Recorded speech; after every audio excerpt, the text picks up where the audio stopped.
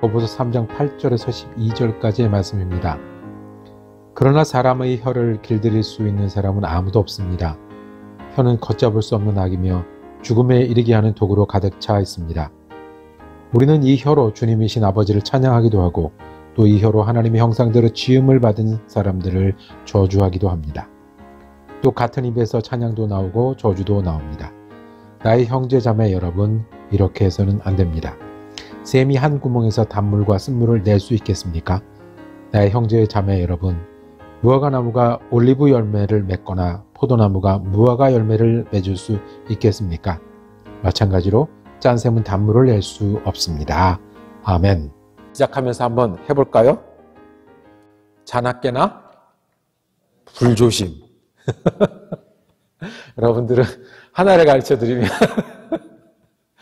둘을 하세요. 너도 나도 불조심. 꺼진 불도 다시 보자. 그리고 요새 표어 중에는 불 피고 불조심, 불 끄고 불조심. 이 불에다가 다른 거를 넣어도 딱 말이 맞는 것 같아요. 자나깨나 마나님 조심. 너도 나도 우리 애들 조심. 자는 아이들도 다시 보자. 그 중에 오늘 야고보서는 긴 절을 할애해서 말에 대해서 이야기를 합니다. 말에 대해서 조심하라고 합니다. 1절은 이렇게 시작을 합니다. 선생이 되지 말라고. 선생이 나쁜 겁니까? 그 이야기를 하시는 겁니까? 선생이 필요 없습니까? 그 이야기를 하시는 겁니까? 우리는 그냥 이 1절 앞에만 보고 선생 되지 말라고 그랬다고, 나한테 뭐 시키지 말라고, 나는 그런 거 위험하다고 그렇게 얘기하는데 그런 얘기가 아닙니다. 무엇을 강조하기 위해서예요? 말을 강조하게요. 선생이 말을 많이 할 수밖에 없어요. 선생은 말할 때 많은 사람이 들을 수밖에 없어요. 그러니까 우리 모두가 말에 실수를 할 수 있는 사람인데 선생님이 실수를 하면 어떻게 돼요? 그 영향이 더 크니까. 선생 되는 거 좋아하고 말하는 거 좋아하고 내 말을 여러 사람이 듣고 있구나, 내 말이 이렇게 힘이 있구나, 그걸 좋아할 게 아니라는 거예요. 기억할 것은 선생 될 사람, 선생 된 사람, 또 역할을 하는 사람이 더 기억할 것은 우리가 말에 실수가 있는 사람이니 말을 조심하라 말씀합니다. 이 말을 할 때 다른 사람이 떠오르면 이 말씀을 반만 들으시는 겁니다. 이 말을 할 때 누가 말할 때 내가 이렇게 어려웠어 라고 떠오르면 이 성경 말씀을 반만 듣고 반은 흘려버리는 겁니다. 이 말씀은 누구에게 하신 말씀이에요? 나한테 하신 말씀으로 들어야 돼요. 특별히 우리 아침에 기도하러 온 사람들이잖아요. 그러니까 이 말씀은 다른 사람 말 잘하라는 그 얘기가 아니라 그 사람이 그래서 문제야라가 아니라 누구? 우리가 지금 야고보서를 읽고 있습니다. 야고보서의 가장 중요한 구절이, 가장 유명한 구절이 뭐냐면 행함이 없는 믿음은 죽은 믿음이라고 했어요. 우리가 그것을 반복하고 있잖아요. 그래서 행함이 있는 믿음은 시험을 만나면 기쁘게 여기는 거예요. 행함이 있는 믿으면 어저께 우리가 본 것처럼 예수를 믿으니 이를테면 차별하지 말라. 하나님이 우리를 차별 안 했는데 왜 네가 차별하느냐. 오늘 행함이 있는 믿음은 어디까지 행할 수 있어야 된다고요? 말에까지. 말이 믿음이어야 된다는 거예요. 믿음으로 말할 수 있어야 되는 거예요. 내 말에 믿음이 있어야 되고요. 내가 말하는 것이 무엇을 행하는 거가 되어야 되는 거예요? 믿음을 행하는 게 되어야 된다라고 우리에게 말씀합니다. 그런데 오늘 하나님의 말씀은요, 오는 말이 고와야 가는 말이 곱다라는 일반적인 지혜를 얘기하는 게 아니에요. 말 한마디에 천냥빚을 갚는다라고 누구나 들을 수 있는 그런 말씀을 하는 게 아니에요. 오늘 하나님의 말씀은 바로 앞에 나와 있는 구절, 2장 마지막 절에 행함이 없는 믿음은 죽은 믿음인데 특별히 어디에 행함이 있어야 된다고요?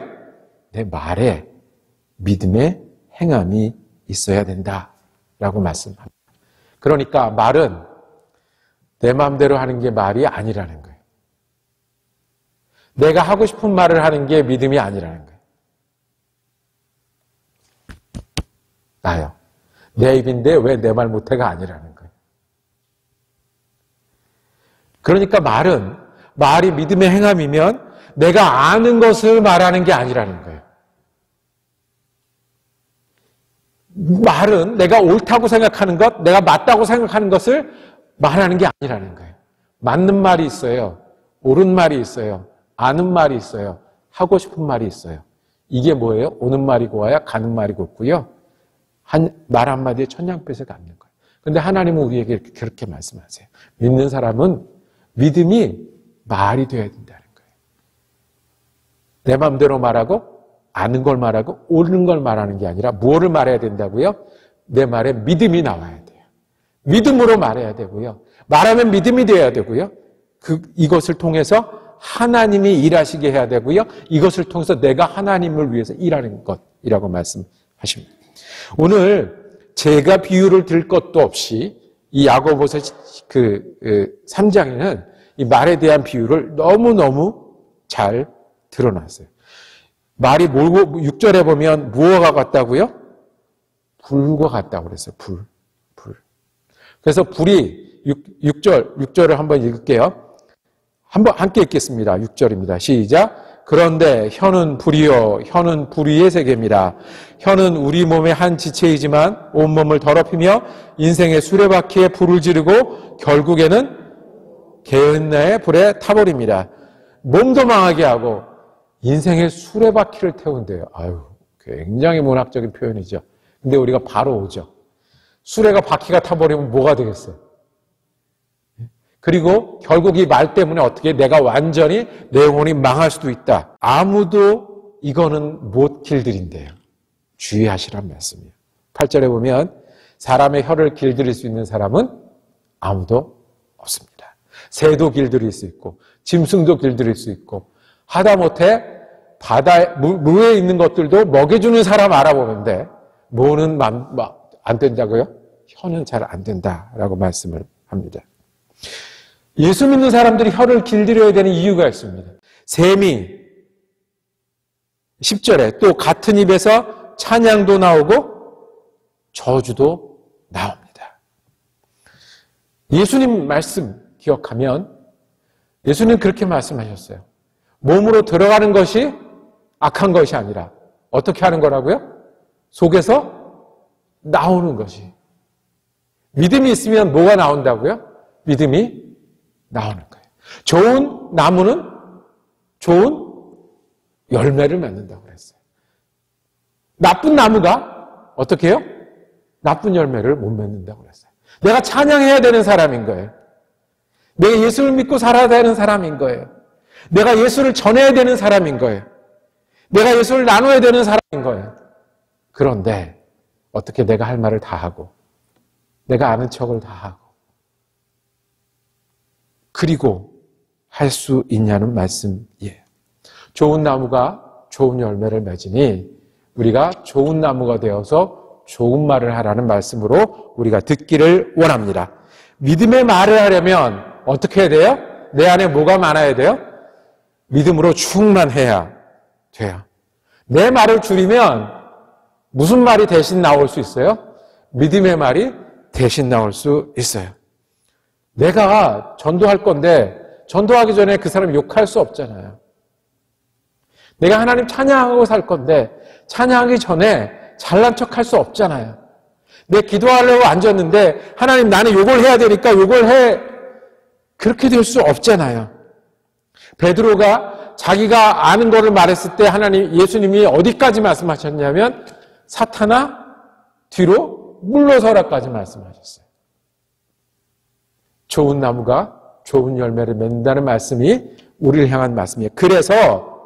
그래서 주님 우리에게 말씀합니다. 말을 다스려서 말이 우리로 믿음의 행함이 되게 하라 말씀하세요. 기억하세요. 우리의 입은요 불 같아요.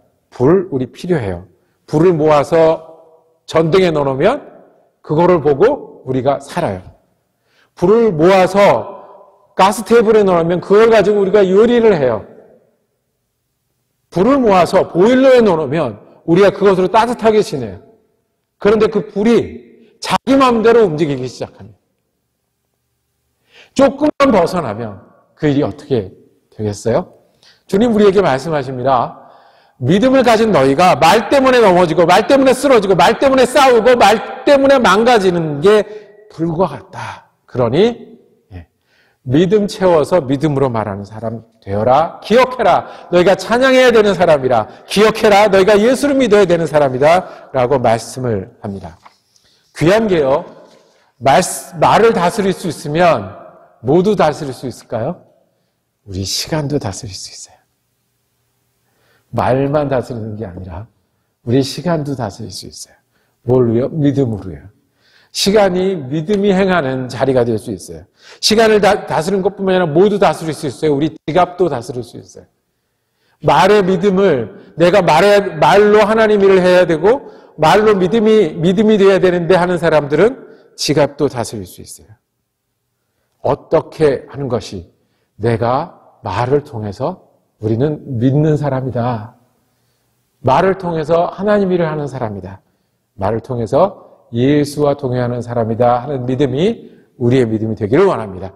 그러면 좋은 나무가 좋은 열매를 맺듯이 우리 가운데 관계가 회복이 되고 믿음이 격려가 되고 치유가 되고 새로운 일을 하나님께서 우리에게 보이실 줄로 믿습니다. 그러면 말에 조심하는데 두 가지 조심할 실천사항을 또 야고보에서 말씀하세요. 말은요 굉장히 중요해서 4장 11절에도 이렇게 말씀하셨어요. 4장 11절과 12절 한 절씩 저랑 나눠서 읽겠습니다. 형제 자매 여러분 서로 헐뜯지 마십시오. 자기 형제 자매를 헛들거나 심판하는 사람은 율법을 헐뜯고 율법을 심판하는 것입니다. 그대가 율법을 심판하면 그대는 율법을 행하는 사람이 아니라 율법을 심판하는 사람입니다. 율법을 제정하신 분과 심판하시는 분은 한 분이십니다. 그는 구원하실 수도 있고 멸망시킬 수도 있습니다. 도대체 그가 누구이기에 이웃을 심판하십니까? 무슨 얘기하지 말라고요? 헐뜯지 말라고 했어요. 헐뜯지 말라고. 사람을 헐뜯어서 야단쳐서 비판해서 움직일 수 있을 때가 있고요. 어떻게 해요? 칭찬하고 격려해서 움직일 때가 있어요. 어느 쪽에서라는 얘기예요? 칭찬하고 격려하고 북돋워서 움직이는 사람이 되라고 이야기하는 거예요. 심판하지 말라 그랬어요. 심판하지 말라 그래요. 심판하지 말라고. 네가 뭔데? 뒤에는 대놓고 이렇게 얘기해. 네가 뭔데? 심판은 하나님이 하시는 거지. 네가 뭔데 다른 사람을 평가하고 다른 사람을 심판하냐고 우리에게 말씀하십니다. 심판하지 말라고요. 남을 잘 심판하는 사람은 내가 남 심판하는지 잘 몰라요. 그러니까 어떻게 해요? 성경 말씀에까지 세게 써서 우리에게 들으라고 말씀하시는 거예요. 심판하지 말라는 거예요. 심판하지 말라. 하나님이 저 급한 사정, 하나님이 저 지친 사정, 하나님이 저 힘든 사정, 하나님이 저 옳다고 믿는 사정, 하나님이 헤아리시고 하나님이 하시니까 우리가 할 때는 가끔 그럴 때 있어요. 나한테 쓴소리 해달라고 오는 사람들이 있어요. 나한테 교육받겠다고 나서는 사람들이 있어요. 그때 하세요. 그러기 전에 내가 가서 헐뜯거나 내가 가서 심판하지 말고 내가 가서 심판하지. 나한테 그 쓴소리 달게 들으러 오는 사람들이 있어요. 그런 사람들만 해도 충분해요. 내가 하나님이 아니니 어떻게 해요? 남 헐뜯지 말고 남 심판하지 말라. 이게 우리 주의사항이에요. 또 주의사항. 여기서 끝나는 게 아니고요. 야고보서는 이 말 때문에 또 한 번 말씀하세요. 5장 12절입니다. 함께 읽겠습니다. 시작. 나의 형제 자매 여러분 무엇보다도 맹세하지 마십시오. 하늘이나 땅이나 그 밖에 무엇을 두고도 맹세하지 마십시오. 다만 예해야 할 경우에 오직 예라고만 하고 아니요 해야 할 경우에는 오직 아니요라고만 하십시오. 그렇게 해야 여러분은 심판을 받지 않을 것입니다. 말씀합니다. 맹세하지 말라고 그랬어요. 무슨 얘기예요? 큰 소리 치지 말라는 거예요. 우리 요새 쓰는 애들 말로 오버하지 말라는 거예요. 예수 믿는 사람들은 오버하지 말라는 거예요. 아는 척하지 말라는 거예요. 정직하게 얘기하라는 거예요. 그렇다고 냉정하게 얘기하라는 얘기는 아니에요. 예, 끝. 아니요, 끝. 이게 아니라. 그게 아니라. 예수 믿는 사람 따뜻해야 하죠.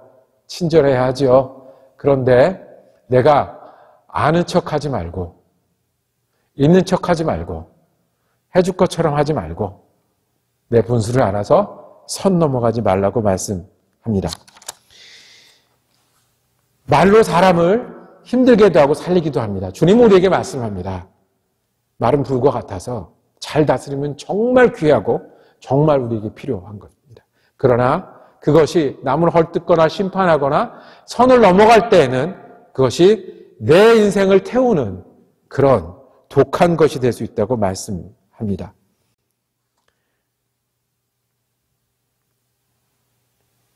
제가 몇 년 전에 모르는 사람 돌예배에 갔던 적이 있어요. 돌잔치에 갔던 적이 있어요. 그런데 모르는 사람 돌잔치에 갔는데 목사님이 있으니까 기도 한번 해주세요 그랬어요. 그래서 모르는 사람이었지만 그 돌에서 기도했어요. 근데 그 아이가 지금 10살이 넘었어요. 근데 시카고에 살다 보니까 뭐 한 3년마다 한 번, 4년마다 한 번 만나잖아요. 우연히도 만나고 일로 만나고. 그때마다 그 부모들이 얘기해요. 그때 아무도 없었는데 우리 애 위해서 기도해 주신 분이라. 기도해 주신 분이라. 말은요, 우리 서로를 믿음으로 인도해야 합니다. 어떤 분 이야기 듣는데 자기가 큰 맘 먹고 교회를 갔다는 거예요. 옛날에 교회를 다니다가 교회를 안 나갔어요. 그리고 교회를 다시 갔는데 교회를 갔으니까 목사님이 신방을 오시겠다고 한 거예요. 근데 교회가 크니까 신방 오는 일이 큰 거예요. 여러 사람이 왔어요. 그러는데 여러 사람이 와서 신방을 하고 가는데 구역장이 전화를 한 거예요. 목소리가 높아져서.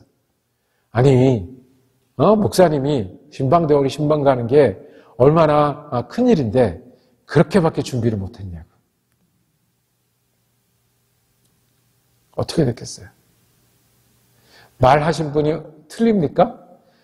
그분한테 물어보면 옳은 말 했다고 그러실 거예요. 맞는 말 했다고 그럴 거예요. 위에서 했다고 그럴 거예요. 근데 그게 진심인데 결과는 어떻게 됐어요? 마음이 상하잖아요. 주님이 우리에게 행함이 있는 믿음이어야 된다고 말씀하셨어요. 근데 그 첫 번째, 그리고 4장에서도 또 한 번, 그 5장에서 또 한 번 계속해서 강조하신 거는